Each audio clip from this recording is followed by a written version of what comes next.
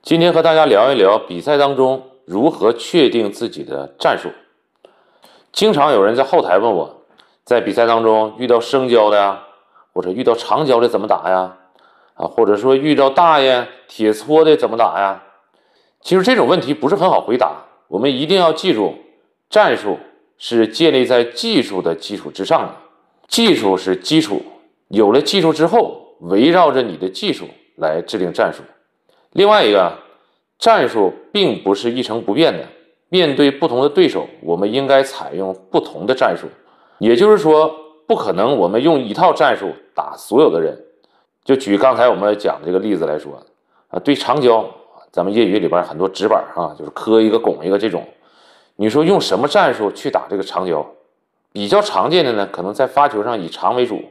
我发长的下旋他磕过来这下呢是上旋，我直接冲。或者发一板长的上旋，他磕过来是下旋，我吊一板或者是直接冲他，这是比较简单常用的针对长胶的战术。当然跟你的技术也有一定的关系，就像我刚才说的，告诉你发长球，但是你冲不上；我告诉你发长球，但是你连冲都不会，对吧？那么这种情况下呢，战术对你来说就可以说一无是处。你包括马龙、樊振东他们用的战术可能我一板劈长，你拉起来我反拉。你像咱们这个选手5一板都飞出去1米多远，你这个战术和樊振东人家那个战术肯定是不一样的。这里边是涉及到一个误区的问题，很多球友包括一些初学的水平比较一般的，过分的在意战术的重要性。其实战术就是马龙往那一站，你就搁那瞎打你也打不过他。我给大家举个例子，可能就明白了。那么对于樊振东这个水平呢，对手发一个正手短的下旋，可能樊振东采用正手摆，可能我推你一个，我可能正手我挑你一个，也可能我身体调过来用反手我拧你一个，这些都是不同的处理方式。那么这些方法到底哪个最好？实战当中我们应该用哪种方法？其实并不是固定不变的。你比如说樊振东来说，可能正手短的我反手拧处理的比较好，我给对手造成的威胁大，我的命中率更高，对吧？也有可能对手对于我这个反手拧他不适应，那这些都是让他采用侧身调过来用反手拧的主要原因。那你再比如马龙，那当你发正手短给马龙的时候，大概率马龙呢就是摆，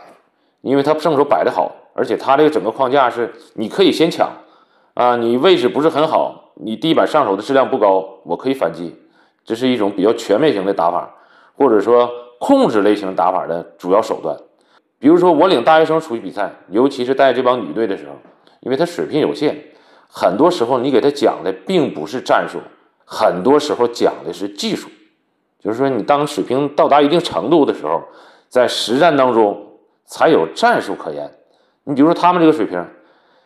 都说什么呢？这个球你搓的时候板立一点，他这个球没有那么转，是不是